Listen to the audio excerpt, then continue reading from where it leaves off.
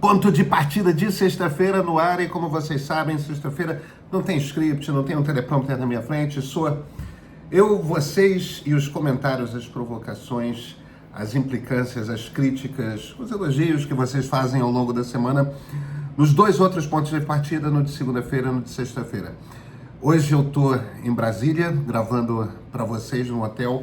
Tava ontem em Teresina, semana de passear pelo Brasil, e eu queria começar por um comentário que me deixou intrigado. Deixa eu trazer aqui no vídeo de segunda-feira. Segunda-feira eu falei sobre Ciro Gomes, sobre a crise do PDT, sobre como que ele fez renascer o trabalhismo no Brasil, como que isso é importante. Aí o Rick 3050 faz o seguinte comentário: trabalhismo e getulismo são a melhor coisa que a política brasileira já produziu. São bastiões-chave para derrotar o liberalismo Faria Limer, representado por Meirelles, Guedes e Haddad. Força Ciro. Primeiro, eu acho muito divertido misturar Guedes e Haddad, porque na minha cabeça são figuras que pensam de forma tão diferente,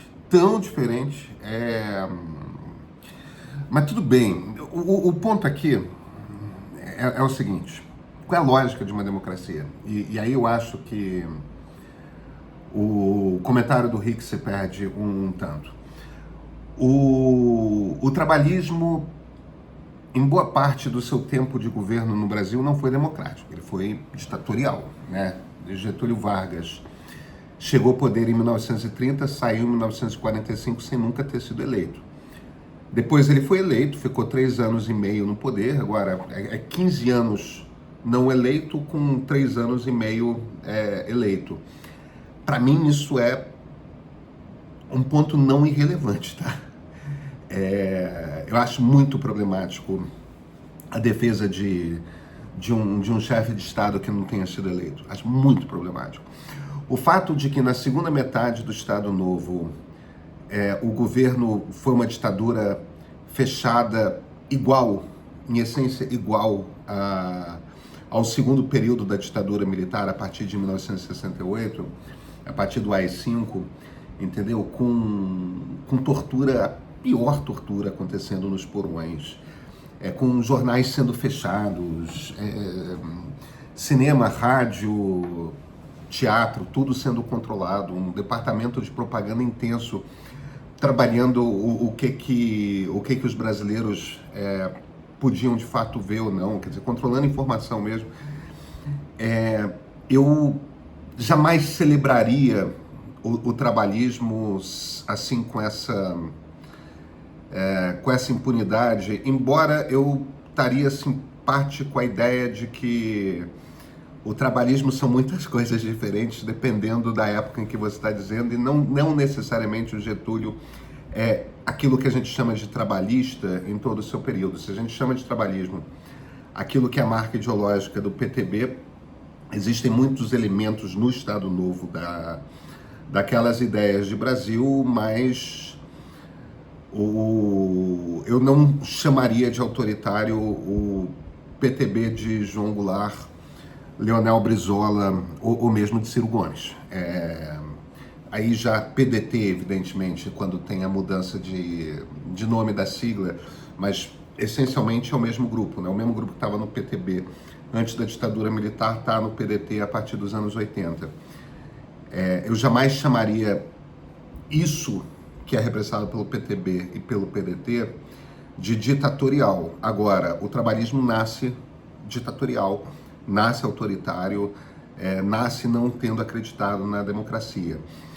E acho que esse comentário do Rick é essencialmente uma mostra do que é o pensamento não democrata, porque a lógica de uma democracia, na verdade,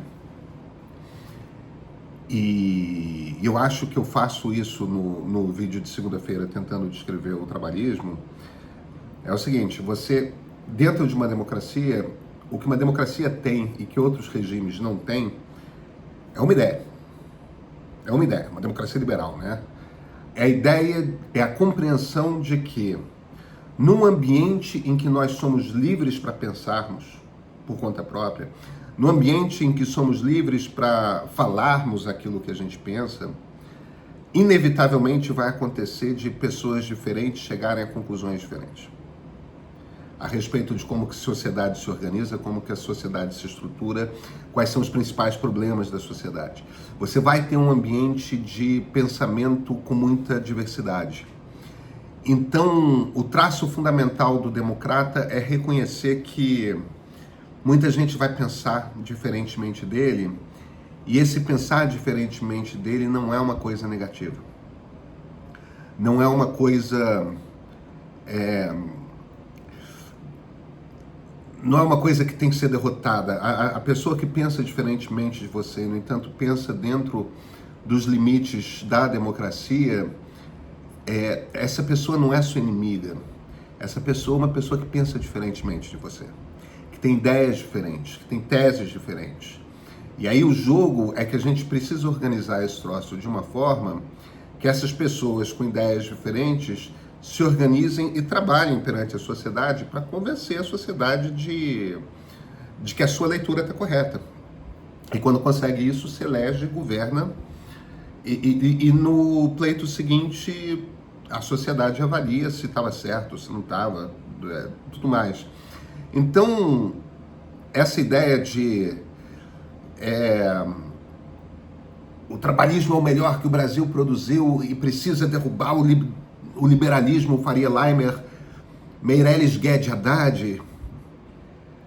Henrique Meirelles é bastante diferente de Paulo Guedes, e os dois são muito diferentes de Fernando Haddad, que é muito diferente de Ciro Gomes.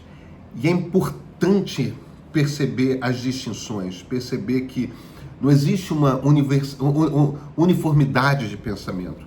E que a beleza da democracia é justamente poder haver esse espaço de debate. Então, não pensa no liberalismo como seu inimigo.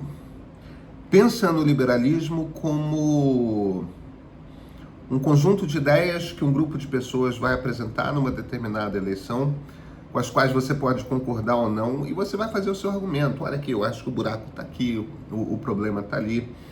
Mas a ideia essencial de uma democracia é que essas ideias diferentes existirão. É da natureza do livre debate que essas ideias existam. E isso é bom para um país, que as ideias concorram no espaço público. E porque, no fim das contas, cara, a existência de ideias diferentes faz com que você refine as suas ideias. Aí de vez em quando a gente encontra esses comentários tão gentis como o da Daiane Lothbrooke. Canal Meio assinado. Não adianta lamentar a mídia mainstream lamentável do BR e não apoiar o jornalismo independente vivo meio. Daiane, muito obrigado. Uma das coisas que eu falei muito obrigado mesmo, você não tem ideia de como faz diferença. Uma das coisas que eu falei no vídeo de quarta-feira sobre a Nova República é uma defesa intransigente da Nova República, porque realmente a Nova República é a melhor coisa que a gente já construiu, sabe? É a melhor coisa que o Brasil já teve em termos do que entregou para os cidadãos, para as pessoas. E um dos comentários que eu fiz é que esse ano de 2023 é um ano que está sendo muito difícil para a imprensa. Ele está sendo muito difícil para a imprensa por um motivo muito simples: as pessoas relaxaram. Enquanto existia uma angústia profunda, sabe, a respeito do futuro em 2022, por conta da eleição presidencial difícil que nós tivemos, depois houve um relaxamento, e isso quer dizer que muitas pessoas quiseram até dar uma desligada do noticiário, e isso quer dizer que muitos assinantes começaram a fugir dos veículos. A maior parte dos jornais, dos grandes jornais, estão com queda de assinaturas. E esse não é exatamente o nosso caso, mas é um ano que está é muito difícil. E sabe, o compromisso com o jornalismo, o compromisso com manter vivas organizações que sejam de fato independentes do Estado e que tenham por missão trazer informação, ajudar as pessoas a entenderem o momento que a gente vive, estimular o debate, esse é um compromisso que não pode, eu não falo só a respeito do meio, não. Não é um compromisso para quando as coisas estão ruins, é um compromisso para sempre. Democracias dependem da existência de uma imprensa independente. E é isso que a gente está tentando construir. Então, agora que a gente está chegando ao final do ano, pensa nisso. Assina o meio. Dá de presente agora no final do ano a assinatura do meio para alguém que você acha que pode se beneficiar por ela. Não é, como eu sempre digo ao caro, são R$15 por mês. E para a gente faz muita diferença. Eu sou Pedro Doria, editor do Meio. E esse aqui é o ponto de partida.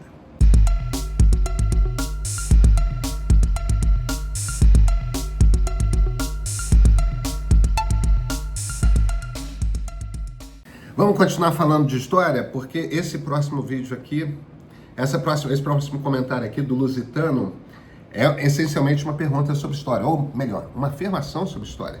Ele diz que eu estou faltando com a verdade, vamos lá, que bastaria eu conhecer a história. Lusitano, né? O trabalhismo brasileiro tem bases no positivismo de Augusto Comte. Antes mesmo da formação da República, tínhamos figuras políticas no Brasil se dizendo positivistas, como o Marechal Rondon, que inspirou a frase ordem e progresso na nossa bandeira. O trabalhismo foi se concretizar com a Revolução de 30, onde Getúlio Vargas ascendeu ao poder. Getúlio cresceu na política castilhista do Rio Grande do Sul, no partido PRR de Júlio de Castilhos. Com base no positivismo, eles tiveram sua própria Constituição, defendiam reforma agrária, já tinham feito a abolição da escravatura na sua província antes mesmo de 1888. A corrente política do trabalhismo no Brasil nada tem a ver com fascismo, basta conhecer a nossa história. Lusitano, primeiro, tudo que você falou é verdade. Marechal Rondon, como boa parte dos militares brasileiros, era positivista. Júlio de Castilhos era positivista. Getúlio Vargas nasce, o Júlio de Castilhos era muito amigo do pai do Getúlio. O Getúlio foi meio que cria do Júlio de Castilhos dentro da política. E sim, o Getúlio era castilhista e levou a tradição castilhista gaúcha muito forte, muito positivista para a presidência da República. Agora, por que você está contando só um pedaço da história? Por que você não conta, por exemplo, que o Getúlio é o cara que incentivou o nascimento da ação integralista brasileira? Porque ele foi, né? Em 1932, logo após a Guerra Civil que envolveu a província, então província de São Paulo, o Getúlio mandou Oswaldo Aranha se encontrar com Plínio Salgado em São Paulo para tentar criar um movimento organizado político que pudesse fazer oposição à elite de São Paulo. Esse movimento é a Ação Integralista Brasileira, era fascista. O Aranha é um cara que tinha uma certa antipatia pelo fascismo, tá? Quem não tinha antipatia pelo fascismo é Getúlio Vargas. Outra coisa que você está ocultando, por algum motivo escolheu ocultar, é que durante o período em que o Getúlio teve no poder, entre 30 e 45, houve duas constituições. Uma é a Constituição de 34, que o Getúlio nunca permitiu que funcionasse, que era uma Constituição democrática, construída e escrita por um Congresso Nacional eleito pela sociedade. Outra é a Constituição de 1938, que foi imposta pelo Getúlio. Qual o apelido que tudo quanto é constitucionalista dá para a Constituição de 1938? A polaca. Por que o apelido dessa Constituição é a polaca? Porque ela foi escrita por um único homem, um jurista muito importante da primeira metade do século XX e também importante no início da segunda metade do século XX, que é Francisco Campos. Francisco Campos era do movimento fascista mineiro. Eles não eram integralistas, eles eram outro movimento fascista, eles usavam camisas azuis. O movimento fascista mineiro tinha entre os seus fascínios a República Fascista da Polônia. E, inspirado na Constituição polonesa, o Francisco Campos escreveu a Constituição de 1938. Getúlio Vargas ofereceu para Plínio Salgado o Ministério da Educação e Cultura logo após o Plínio Salgado, o grande líder fascista brasileiro. Como o Plínio Salgado não aceitou, porque ele queria que o Getúlio absorvesse todo o movimento integralista, o Getúlio botou quem no Ministério da Educação e Cultura? Gustavo Capanema, que vinha de onde? Vinha do movimento fascista mineiro, exatamente como Francisco Campos. Por que o ministro da Justiça, autor da Constituição fascista de 1938, o ministro da Educação e Cultura, eram fascistas, declaradamente fascistas, não escondiam o fato de serem fascistas, usavam camisa azul, marchavam pelas ruas de Belo Horizonte fascistamente. Por que ele fez isso? Bem, porque ele compreendia o sistema legal fascista como um sistema ideal e ele entendia que existia uma necessidade de doutrinação ideológica da população através do quê? Da educação e da cultura. Quer dizer, as aulas que as crianças teriam sobre o que o Brasil é, sobre formação da identidade brasileira e tudo mais, assim como o teatro, o jornalismo, o cinema que o Brasil consumiria, o rádio que o Brasil consumiria nos anos 30 e primeira metade dos anos 40, tinha que ser cuidadosamente construído pelo Estado com o objetivo da formação de uma identidade nacional forte, que era exatamente o que Benito Mussolini tinha feito. Assim como a legislação de trabalho é inteira, quase que uma cópia e cola da Carta dello Lavoro, que é a legislação trabalhista de Benito Mussolini. A inspiração fascista na maneira como Getúlio pensa o Estado, pensa a maneira de o Estado se comunicar, pensa a organização da sociedade, pensa a relação entre patrão, empregado, Estado, tudo é fascista. Tudo é fascista, é declaradamente fascista. A sorte que o Brasil teve, e essa não é uma sorte pequena, é que Oswaldo Aranha não era fascista. O ministro das Relações Exteriores, no início ele era, antes do golpe de 38, Oswaldo Aranha era embaixador do Brasil nos Estados Unidos, depois ele voltou como ministro das Relações Exteriores, ele não gostou do golpe do Estado Novo, ele acha que o amigo dele, o Getúlio era amigo pessoal dele, tinha cometido um erro absurdo, uma violência, uma truculência, mas ele entendia também que a quantidade de fascistas no governo era tão grande em posições importantes, que se ele não estivesse lá, ele não teria sequer como influir o caminho que o Brasil seguiria. Porque o medo do Oswaldo Aranha é que o Brasil seguisse o caminho que Francisco Campos e Gustavo Capanema queriam, que era se ligar ao eixo, a Alemanha nazista e a Itália fascista durante a Segunda Guerra Mundial. E de alguma forma, nas boas relações que Oswaldo Aranha construiu nos Estados Unidos, ele conseguiu trazer benesses o suficiente para o Brasil que ajudaram a incentivar o Getúlio a ficar do lado dos aliados. E assim o Brasil, assim a gente pode se orgulhar da história que o Brasil teve na Segunda Guerra. E assim, de certa forma, os trabalhistas deram sorte, porque nesse momento, evidentemente, o Getúlio começa a se afastar do fascismo. Agora, apagar com uma borracha bonitinho, como você está tentando fazer a relação entre o trabalhismo e o fascismo, cara, desculpa. Isso nega qualquer coisa das que eu falei aqui, das que eu descrevi aqui. Você não vai negar por um motivo muito simples, é história. Aí vamos para o Ciro Gomes. Guilherme Cabral, Ciro é bom, mas o seu temperamento, e ele bota isso entre aspas, assim, como se fosse uma queixa absurda, né? Vira o disco, o que importa é o conteúdo, as ideias. Cara, não é. Essa não é a natureza da política. O temperamento de um líder político conta imensamente.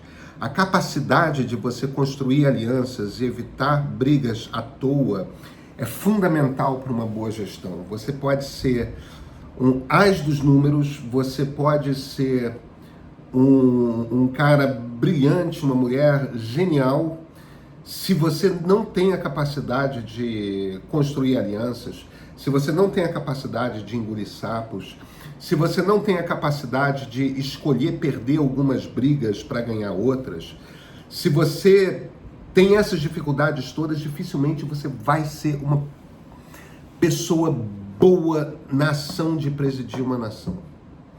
Porque tudo isso, engolir sapo, ceder em brigas, essas coisas que o Lula faz bem pra cacete, tá? Já fez melhor, mas continua muito melhor do que o Ciro nesse sentido, são fundamentais para o exercício da presidência da República, de um governo de Estado e tudo mais. O Ciro é um cara difícil. E não é difícil entender por que isso, entende? Você já trabalhou com um chefe muito difícil, que dá bronca à toa, tudo mais. Você pega dois presidentes muito temperamentais que nós tivemos, Fernando Collor de Mello e Dilma Rousseff. Parte das dificuldades que os dois tiveram de completar seus mandatos está diretamente ligada à sua incapacidade de fazer acordos, de construir movimento, de construir grupo, de consolidar coligações, sabe? Então, para um político, um temperamento muito de briga é um problema sério, por mais que muita gente prefira não admitir isso. Continuando, eu disse que esse programa ia ser histórico, né? Continuando na linha da história, do Hudson RN. A título de acrescentar, Nilo Peçanha, na Primeira República, além de negro, criou a rede de escolas técnicas, a mão federal em todo o país, se preocupando com a educação profissional. Na Segunda República, é importante dizer que o Getúlio fundou o Estado que temos hoje, instituições como IBGE, IFAM, etc. O Getúlio, de fato, fundou a essência do Estado que nós tivemos, embora isso comece na Primeira República. O Império não fez o Estado que a gente tem, a República fez. Agora, eu queria falar sobre o Nilo Peçanha. Eu tenho incrível admiração pelo Nilo Peçanha. O Nilo Peçanha chegou à presidência não eleito, mas, quer dizer, eleito, evidentemente, ele era vice da chapa e o presidente morreu. O Nilo Peçanha se tornou presidente, ele foi um presidente que de fato era negro, teve um imenso impacto no Brasil. Essa é uma coisa, o fato de ele ser negro é um pouco que nem Machado de Assis, que nem muitas dessas figuras que foram meio que embranquiçadas. Você sabe que eu tinha um livro de história de USPB no colégio, não lembro se no ensino fundamental 1 ou no ensino fundamental 2, né? No primário, antigo primário ou ginásio, em que Machado de Assis aparecia tão branco que chegava a ter as bochechas rosadas. Era um troço assim inacreditável. Nilo Peçanha é um pouco dessas figuras que a gente só tem retrato em preto e branco, né? E aí é sempre meio que aquela baita daquela quantidade de vaselina no cabelo, alisado, e a gente tem quase a impressão de que no máximo ele estava moreno de praia, ele não parece particularmente negro nas fotografias, e nos quadros a coisa é muito disfarçada também, embora ele fosse evidentemente negro e tenha tido, para os padrões da Primeira República, uma preocupação com a sociedade civil que ninguém mais teve. Mas aí você fala isso um pouco como questionando um pouco o que eu falei, de que a Primeira República teve uma política de embranquecimento que não existia no Império. E algumas outras pessoas falaram, quem começou a política de imigração europeia foi o Império, não foi a Primeira República. Olha, as duas coisas, tanto o fato de que o Nilo foi presidente da República, quanto o fato de que o Império começou a política de imigração europeia, elas são verdade sem contradizer a afirmação que eu fiz sobre a Primeira República, tá? Primeiro, o Nilo Peçanha não é um político da Primeira República, ele é um político do Império. Como boa parte dos políticos, né, daquele tempo, dos primeiros 15 anos da República. Os políticos que tinham proeminência eram políticos que tinham começado sua carreira essencialmente no Império Brasileiro. Você não tem um político negro relevante que surja durante a República. Então, o Nilo, na verdade, embora ele tenha chegado à presidência, ele mais confirma a abertura que o Império tinha do que a contradiz. E existe uma diferença grande entre os colonos que vieram da Itália e da Alemanha durante o Império e a política da República. Porque o que o Império estava fazendo num tempo de uma pobreza europeia extrema, ele estava trazendo mão de obra para o campo brasileiro. E o objetivo da política era mão de obra para o campo brasileiro. O objetivo da política do Império, na República muda. É declaradamente uma questão de embranquecimento da população. Isso não era uma coisa que era... Hoje em dia, imagina, se você pensa uma coisa dessa, você não fala de jeito nenhum, porque o mundo vai se levantar contra você. Mas naquela época, o discurso eugenista era um discurso de um cientificismo disfarçado. Era uma coisa de... Não, as coisas são assim, são dessa forma. Existem raças que são superiores e outras que são inferiores. E existia claramente na Primeira República essa cabeça que era muito comum em outros lugares do mundo, tá? Existia essa cabeça de precisamos embranquecer a sociedade brasileira para que tenha uma sociedade de melhor qualidade. Existia a mesma coisa na Argentina. A diferença é que os argentinos tiveram muito mais sucesso em fazer esse processo, porque boa parte dos negros argentinos foram mortos, né, entre a Guerra do Paraguai e as epidemias de febre amarela. Isso não aconteceu no Brasil, graças a Deus. Mas a história da eugenia nas primeiras décadas do século XX no Ocidente é uma das coisas mais horrorosas que já se fez em nome da ciência, sabe? Em nome do conhecimento. Um troço absolutamente nojento, asqueroso. E não era só em relação a pessoas negras, né? Era em relação a judeus, era em relação a ciganos, né? Em relação a árabes. Então tem um troço, cara, enfim, passou, não somos mais isso, agora não dá para fingir que a gente não teve esse tipo de política, até porque esse tipo de política, imediatamente após, que não era uma política do Império, não era assim que o comando do Império pensava, era assim que o comando da República pensava, até porque isso vem muito com positivismo. A gente estava falando do positivismo há pouco, né? Isso informa muito como que o Brasil se organiza imediatamente após a abolição da escravatura. O fato de o Império não ter continuado, de ter sido a República, e a República ter tido esse tipo de política, explica muito de por que existe essa desigualdade entre brancos e negros no Brasil de uma forma tão grotescamente intensa como existe, porque existe, claramente, né? E tem esse último comentário que eu gostaria de ler, porque é um comentário que bota numa frase concisa um questionamento que muitos de vocês me fizeram no vídeo sobre a Nova República, que eu faço essa defesa enfática de que é o melhor regime que a gente já teve, né? É do Alcir Barbim Neto. Parece que você andou lendo uma história otimista da humanidade, e o motivo dele, a queixa dele, é como assim você está dizendo que o Brasil está bom? E o que eu estou dizendo é que a Nova República fez mais pelos cidadãos brasileiros do que jamais foi feito antes. Do que jamais foi feito antes. Eu acho que cabe uma correção. Algumas pessoas me chamaram a atenção. Não nos comentários, eu falo de que houve na primeira década do século XXI uma queda da desigualdade brasileira e parece que os números que existem hoje contradizem isso. Houve, de fato, um enriquecimento generalizado de toda a sociedade, mas o problema é que, assim como os mais pobres enriqueceram, os mais ricos também enriqueceram. Então, queda de desigualdade não houve na primeira década do século XXI, mas houve, sim, um enriquecimento generalizado de toda a sociedade, quer dizer, a vida melhorou para todo mundo. Agora, todos os outros resultados são reais. O Brasil, nitidamente, é um país muito melhor hoje do que era em 1988, quando foi promulgada a Constituição. E nenhum outro regime fez tanto pela sociedade. Às vezes a gente faz essas contas assim de, durante tal década o Brasil enriqueceu muito, porque o PIB cresceu muito, e a gente não está levando em consideração, vem cá, mas e a fome? Entendeu? E a capacidade que as pessoas têm de se educarem para conseguirem melhorar as suas vidas.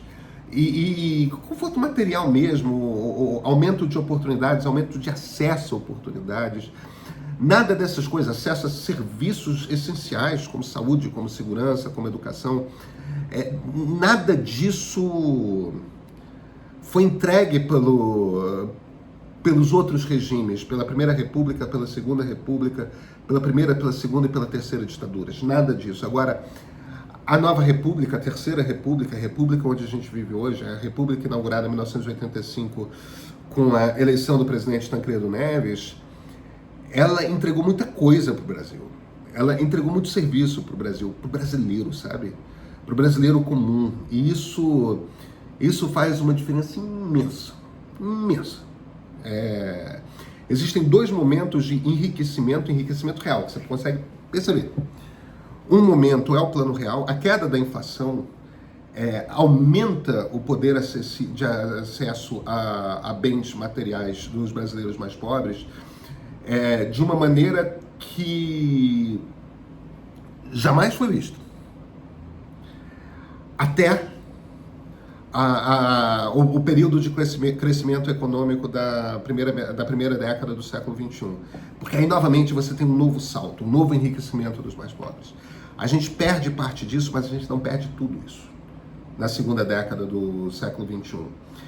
E existe a possibilidade de, nos 10 anos seguintes à reforma tributária, a gente ver mais um ciclo de enriquecimento dos mais pobres. Tá?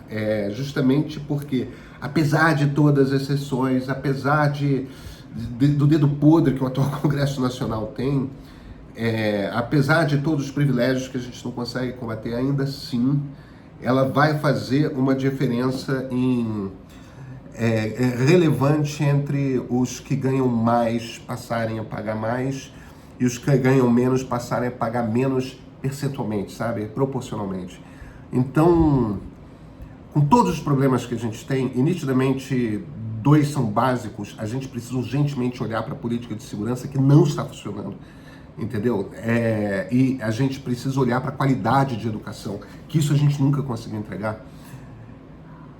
Ainda assim, apesar de termos muitos problemas, isso está diretamente ligado à base, ao Brasil que a Nova República pegou. A gente melhorou esse Brasil para os brasileiros como nunca fizemos antes. Então, esse troço aqui é um bem, esse regime. Um bem que precisa ser preservado. E a democracia que mais integrou, a democracia que mais deu direitos individuais, essa nossa democracia é a democracia que mais deu para os brasileiros. E isso é porque democracias funcionam. Gente, sexta-feira, no meio entre feriados, tá bonito o céu em Brasília, eu tô olhando aqui pela janela. Até segunda-feira no Ponto de Partida.